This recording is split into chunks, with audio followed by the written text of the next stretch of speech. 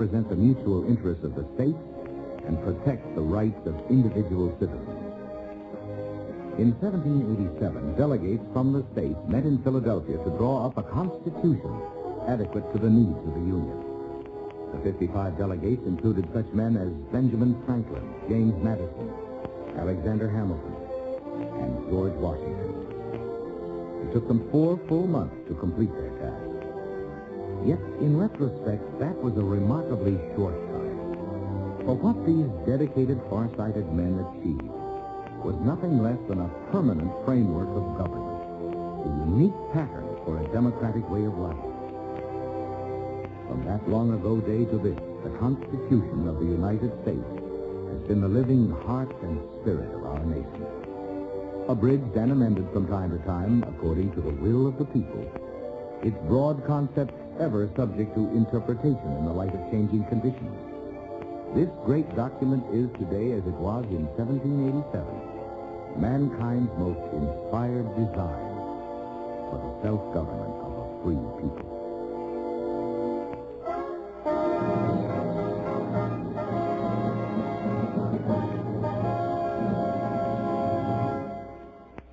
The supreme law of the land, the living Constitution of the United States. We, the people of the United States, in order to form a more perfect union, establish justice, ensure domestic tranquility, provide for the common defense, promote the general welfare, and secure the blessings of liberty to ourselves and our posterity, to ordain and establish this Constitution for the United States of America. The first 3 articles of the Constitution provide for the 3 branches of the federal government: legislative, executive, and judicial. Article 1. All legislative powers herein granted shall be vested in a Congress of the United States, which shall consist of a Senate and House of Representatives. The House of Representatives shall be composed of members chosen every 2nd year by the people of the several states. No person shall be a representative who shall not have attained to the age of 25 years and been 7 years a citizen of the United States, and who shall not, when elected, be an inhabitant of that state in which he shall be chosen. Representatives shall be apportioned among the several states which may be included within this union, according to their respective numbers. When vacancies happen in the representation from any state, the executive authority thereof shall issue writs of election to fill such vacancies. The House of Representatives shall choose their Speaker and other officers, and shall have the sole power of impeachment.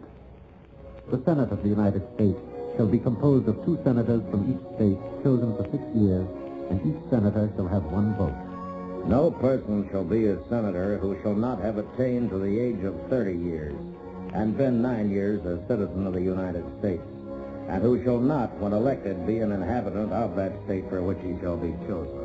The Vice President of the United States shall be President of the Senate, but shall have no vote unless they be equally divided. The Senate shall choose their other officers, and also a President pro tempore in the absence of the Vice President, or when he shall exercise the office of President of the United States. The Senate shall have the sole power to try all impeachments. When sitting for that purpose, they shall be on oath or affirmation. When the President of the United States is tried, the Chief Justice shall preside, and no person shall be convicted without the concurrence of 2/3 of the members present. Judgment in cases of impeachment shall not extend further than to removal from office and disqualification to hold and enjoy any office of honor, trust, or profit under the United States. But the party convicted shall nevertheless be liable and subject to indictment, trial, judgment, and punishment according to law. The times, places, and manner of holding elections for senators and representatives shall be prescribed in each state by the legislature thereof. But the Congress may at any time, by law, make or alter such regulations, except as to the places of choosing senators. Each House shall be the judge of the elections, returns, and qualifications of its own members. Each House may determine the rules of its proceedings, punish its members for disorderly behavior, and with the concurrence of 2/3, expel a member. Each House shall keep a journal of its proceedings, and from time to time publish the same, excepting such parts as may in their judgment require secrecy.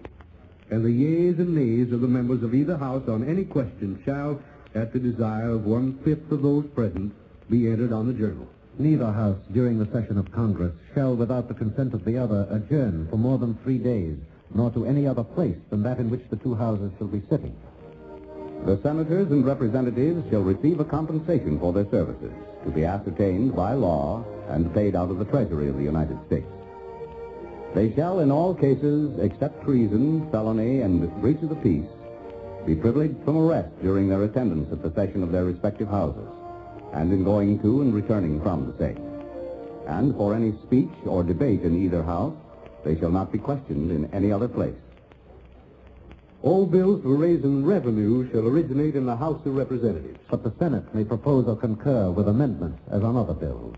Every bill which shall have passed the House of Representatives and the Senate shall, before it become a law, be presented to the President of the United States. If he approve, he shall sign it. But if not, he shall return it with his objections to that house in which it shall have originated, who shall enter the objections on their journal and proceed to reconsider it. If after such reconsideration 2/3 of that house shall agree to pass the bill, it shall be sent together with the objections to the other house, by which it shall likewise be reconsidered. And if approved by 2/3 of that house, it shall become a law. But in all such cases, the names of the persons voting for and against the bill shall be entered on the journal of each house respectively. If any bill shall not be returned by the President within 10 days, Sundays excepted, it shall be a law, in like manner as if he had signed it, unless the Congress by their adjournment prevent its return, in which case it shall not be a law.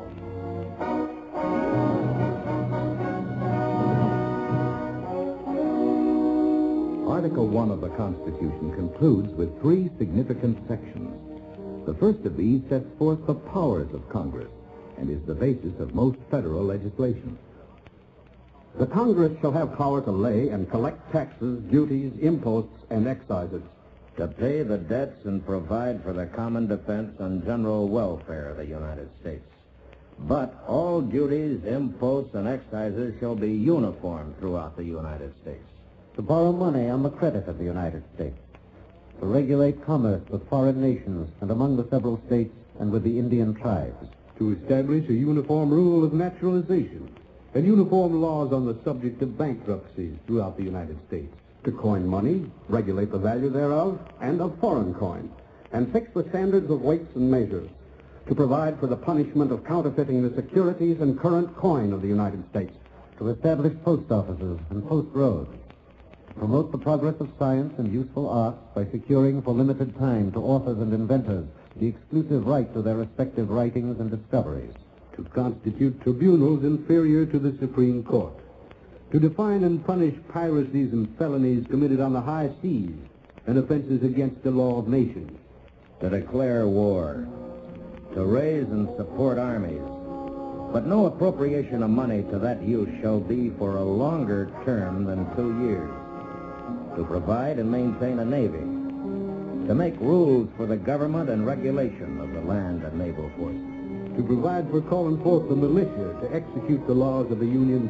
suppress insurrections, and repel invasions, to provide for organizing, arming, and disciplining the militia, and for governing such part of them as may be employed in the service of the United States, reserving to the states, respectively, the appointment of the officers and the authority of training the militia according to the discipline prescribed by Congress, to exercise exclusive legislation over such districts as may become the seat of the government of the United States, and to exercise like authority over all places purchased by the consent of the legislature of the state in which the same shall be, for the erection of forts and other needful buildings. And to make all laws which shall be necessary and proper for carrying into execution the foregoing powers, and all other powers vested by this Constitution in the government of the United States, or in any department or officer thereof.